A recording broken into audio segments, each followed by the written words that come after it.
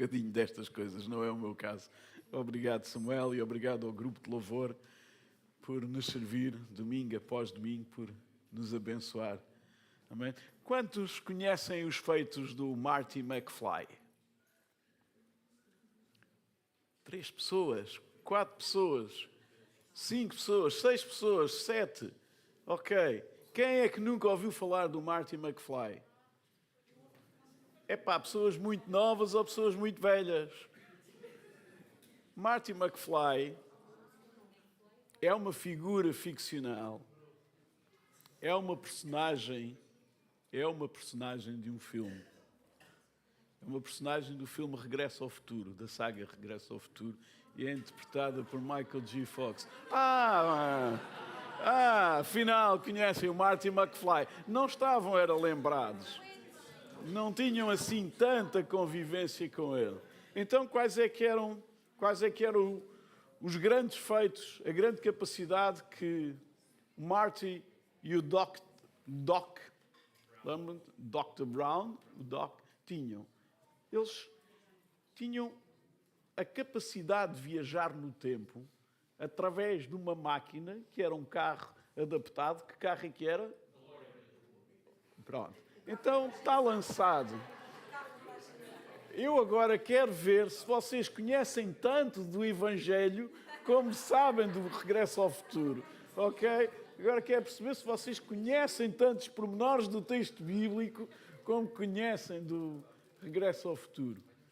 Deixem-me dizer, nós não temos a capacidade de viajar no tempo, mas Paulo, e particularmente na Epístola aos Efésios, ele ensina-nos acerca dos lugares celestiais. E percebemos que somos convidados a esses lugares celestiais. E lugares que podem ser lugares de luta e de batalha espiritual. Portanto, vamos ficar com esta referência da carta aos Efésios, dos lugares celestiais. E hoje que falamos da Semana da Paixão, vamos falar da Quinta-feira Santa, vamos falar da ida de Jesus ao Getsemane. E quero agradecer ao Josué Crespim, que nos fez esta ilustração fantástica do Monte das Oliveiras e de Jesus no Getsemane. Vamos ficar de pé e vamos orar.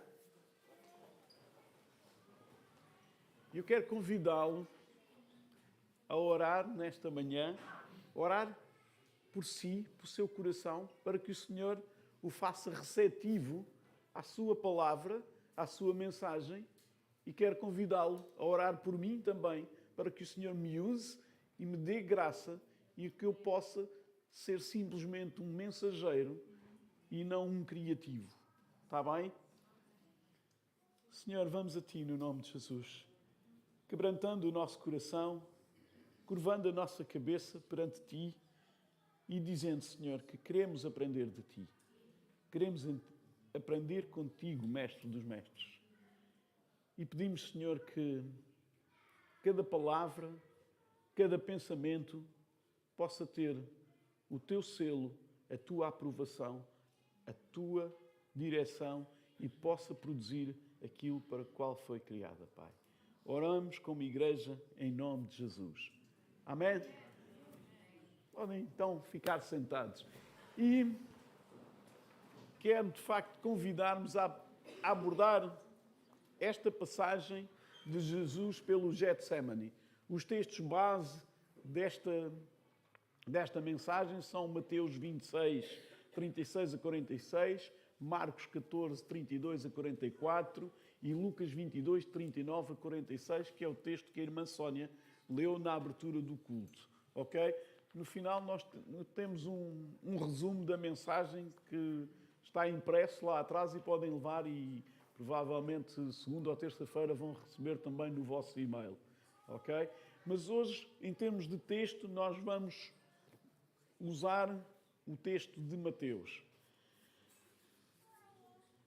Então, este quadro acontece na chamada Quinta-feira Santa, na Quinta-feira da Paixão. Jesus e os discípulos tinham ceado juntos E esta ceia, este jantar, prolongou-se com uma extensa conversa em que o Senhor alerta os discípulos para as provações que aí vêm, em que o Senhor os alerta para as perseguições e dificuldades que vão surgir, e é, ao mesmo tempo, a altura em que o Senhor partilha o quanto os ama. É nesta conversa, neste jantar, que é prometido o Consolador, que é o... Estava à espera de mais vozes. Que é o Espírito Santo, o Consolador. Ok?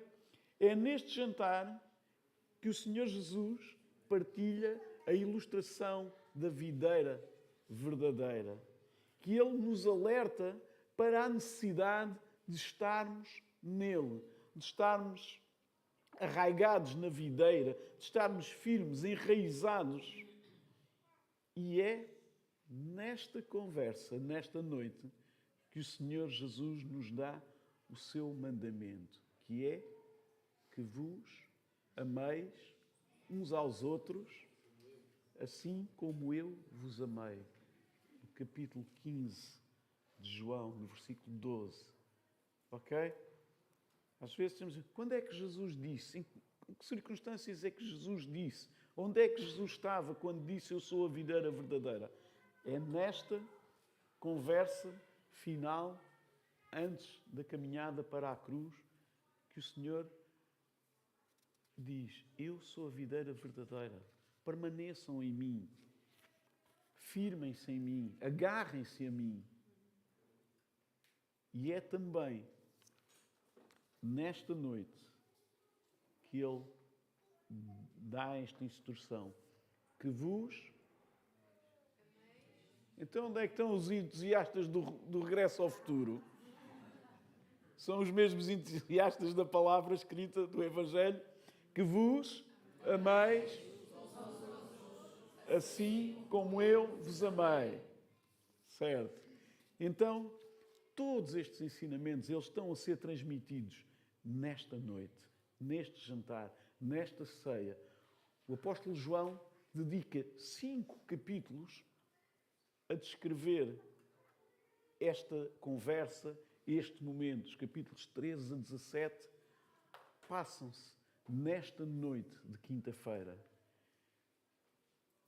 E então, se nós pensarmos um pouco no que é que os evangelhos nos descrevem acerca do Getsemane, nós percebemos que o Getsemane é um lugar físico, é um jardim no Monte das Oliveiras e que nos dias de hoje ele continua a existir. Lá em Jerusalém, ele pode ser visitado e ele é visitado como lugar turístico ou como lugar de peregrinação. E o nome Getsemane significa lugar da prensa. É onde estava a prensa cuja finalidade era fazer o azeite. Portanto, era esmagar a azeitona e produzir azeite. Faz sentido, no Monte das Oliveiras, produzir-se azeite. Faz sentido. Então, para além de um lugar físico que existe em Israel, nós podemos pensar isto em termos espirituais como um lugar onde o Senhor Jesus nos convida a ir. Então, se abrirmos, não sei se já abriram, Mateus 26, capítulos 36, versículos 36.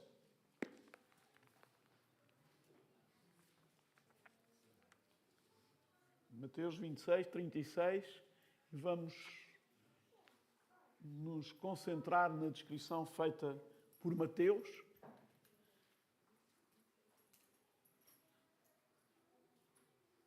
Que diz assim: Então chegou Jesus com eles a um lugar chamado Getsemane e disse aos seus discípulos: Assentai-vos aqui, enquanto vou além orar. E levando consigo Pedro e os 2 filhos de Zebedeu, começou a entristecer-se e a angustiar-se muito. Então, nós percebemos que Jesus se dirige para um lugar um pouco mais reservado, mas que não vai sozinho. Leva com ele 3 dos seus discípulos aqueles que são mais chegados. Pedro, Tiago e João. Tanto Lucas como Marcos identificam-nos quem são os filhos de Zebedeu. Então, este é um lugar onde nós somos convidados a ir. E é um lugar de oração profunda. É um lugar onde as expressões não são fáceis. É um lugar difícil, onde nós somos chamados a ir, em que, quando o Senhor Jesus vai para o Getsemane, não vai sozinho. Jesus faz-se rodear de amigos quando sabe que vai ter uma jornada difícil. Então, sabendo ele que se encontrava perto de uma hora de grande angústia, ele leva consigo os seus mais íntimos amigos. Muitas vezes nós queremos levar as nossas dificuldades, queremos levar as nossas provações e as nossas angústias sozinhos. Mas o Mestre aqui está-nos a ensinar o contrário. E esta hora de grande pressão e de grande angústia do ministério do Senhor Jesus, Ele podendo escolher e ter companhia, Ele fala. Ok? A oração mais angustiante que o Senhor Jesus terá tido acima deste momento terá sido a sua exclamação na cruz, quando diz: Deus meu, porque me abandonaste? Que está registado no capítulo seguinte. E nesta circunstância, mais ninguém poderia estar com ele. Mais ninguém teria a capacidade de fazer o que ele fez. Mas, neste quadro anterior que estamos a abordar, o Senhor, tendo esta possibilidade de ter os seus amigos com ele, ele fala. Ele desafia-os a acompanharem. O Getsemane é um local, um momento de oração profunda. É o lugar onde nós nos prostramos inteiramente perante Deus. É em momentos como este, e atenção, não se fixem agora lá no Monte das Oliveiras e num lugar físico.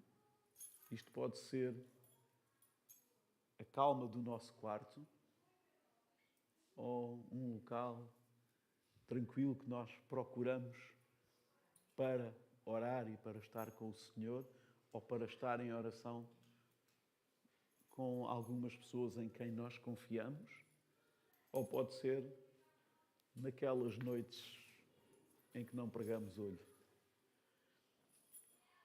Então, é aqui que nós fazemos orações como aquelas que ouvimos a Davi nos Salmos. É aqui que nos derramamos inteiramente perante o Senhor. É aqui que nós dizemos para nós próprios e para o Senhor: porque estás abatida, ó minha alma. E partilhando um pouco, não precisam de abrir, eu vou ler, do Salmo 38, os versículos 6 a 9, diz o salmista assim: sinto-me encurvado e sobremodo abatido, ando de luto o dia todo, ardem-me os lombos e não há parte sã na minha carne. Estou aflito e muito quebrantado, dou gemidos por efeito do desassossego do meu coração. Na tua presença, Senhor, estão os meus desejos todos e a minha ansiedade não te é oculta. Uma palavra tão pesada, parece que nem está na Bíblia, não é? Estamos muitas vezes imbuídos de alegria, mas esquecemos que a tristeza e que o sofrimento fazem parte da condição humana. E então, quando lemos este versículo 9, na tua presença, Senhor, estão os meus desejos, todos, e a minha ansiedade não te é oculta. E estes desejos não estão, certamente, a ser uma referência ao desejo de um carro melhor, ou de um emprego melhor, ou de uma casa na praia. têm que ver com os desejos do coração, da intimidade, da profundidade da nossa alma, da necessidade de realização e satisfação espiritual que todos nós temos. A oração do Getsemane é onde nós expomos perante Deus as nossas fragilidades. A confissão do Senhor Jesus aos discípulos foi, e podem ler no versículo 38, então lhes disse: a minha alma está cheia de tristeza até à morte. Ficai aqui e vigiai comigo. O Senhor está a dizer, e é o Senhor Jesus: a minha alma está cheia de tristeza até à morte. Fiquem aqui ao pé de mim, acompanhem-me nesta jornada, orem comigo, vigiem comigo. Quantas vezes é que nós já fomos invadidos pela tristeza, pelo desânimo, pela angústia? Consegue, irmão, consegue conceber a profundidade da tristeza do Senhor Jesus? Tristeza até à morte? Quantas vezes é que nós já nos sentimos assim? Quantas vezes é que nós já tivemos revoltas que nos fizeram explodir ou então abanar inteiramente cá por dentro? É nesta oração da vigília da noite que, prostrados perante o Pai, que nós temos que nos entregar e de nos rendermos. E se possível, fazer isto com irmãos chegados, mas quando eles estiverem a sucumbir, seja pelo medo, seja pelo cansaço, seja pelo desânimo, como aconteceu com os discípulos, nós podemos contar sempre, mas sempre, com o Senhor Jesus. Ok? No Salmo 116, uma das expressões é: laços de morte me cercaram e as angústias do inferno se apoderaram de mim. Caí em tribulação e tristeza. Um pouco mais à frente, no Salmo 119, no versículo 28, a minha alma de tristeza verte lágrimas. Fortalece-me segundo a tua palavra. Como veem, aquelas noites mal dormidas, as noites de angústia, de preocupação, não são exclusivas de 3 ou 4 pessoas que estão aqui hoje nesta sala. Não são exclusivas minhas. Não são exclusivas de quem tem grandes responsabilidades ou de quem não tem nada. São coisas, são circunstâncias, características da condição humana que um dia se perdeu pela desobediência, pela rebelião contra Deus. A oração do Getsemane é a oração do seja feita a tua vontade. Versículo 39. Adiantando-se um pouco, prostrou-se sobre o seu rosto, orando e dizendo: meu Pai, se possível, passa de mim este cálice. Todavia, não seja como eu quero, e sim como tu queres. É esta oração em que o Senhor Jesus submete, sujeita tudo à vontade do Pai. O Senhor Jesus sabia perfeitamente o que é que lhe ia acontecer, sabia qual era o caminho, o trajeto, mas Ele diz: Pai, se houver aqui outra hipótese, mas como não há, eu estou aqui para cumprir a tua vontade. E muitas vezes, especialmente quando somos mais novos, temos muitas perguntas, muitas questões e perguntamos acerca de qual é a vontade de Deus naquelas coisas que são os nossos desafios. E os nossos desafios, quando somos mais jovens, podem ser que curso, que área seguir, que carreira seguir, ou que emprego escolher, ou com quem vou casar. Então, nós fazemos estas questões e temos dúvidas e temos perguntas acerca de decisões. E depois, à medida que vamos ficando mais velhos, as dúvidas são outras, que é que tipo de carro nós achamos que é o ideal para nós. Mas a vontade de Deus não tem que ver com estas coisas circunstanciais. Em todas estas coisas circunstanciais, nós devemos buscar a sabedoria, a direção de Deus.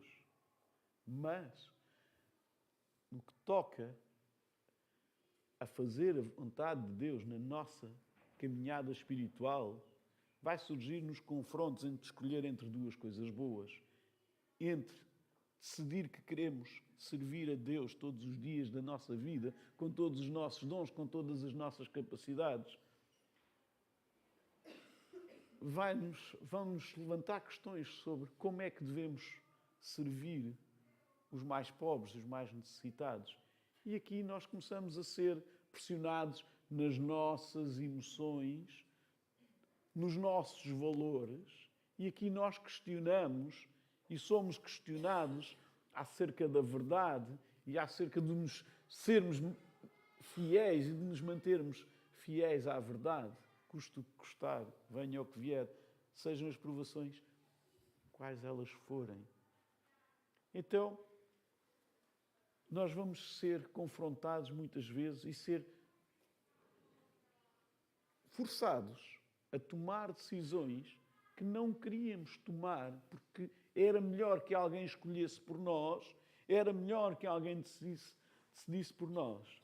Mas aqui, irmãos, amigos, entra a oração: seja feita a tua vontade. Se possível, passa de mim este cálice, mas que não seja a minha vontade, mas a tua vontade. Neste momento em que vivemos a Quaresma, o calendário litúrgico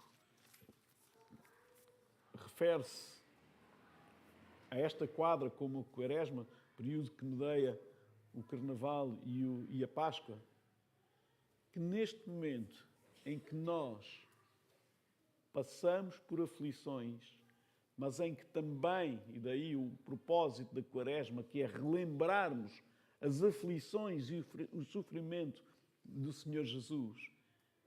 Ou seja, que nós, ao assinalarmos a paixão do Senhor Jesus, possamos fazer conscientemente, não de forma repetitiva, a oração que o Senhor Jesus nos ensinou e nos instruiu. Então eu quero convidar-vos a ficar de pé.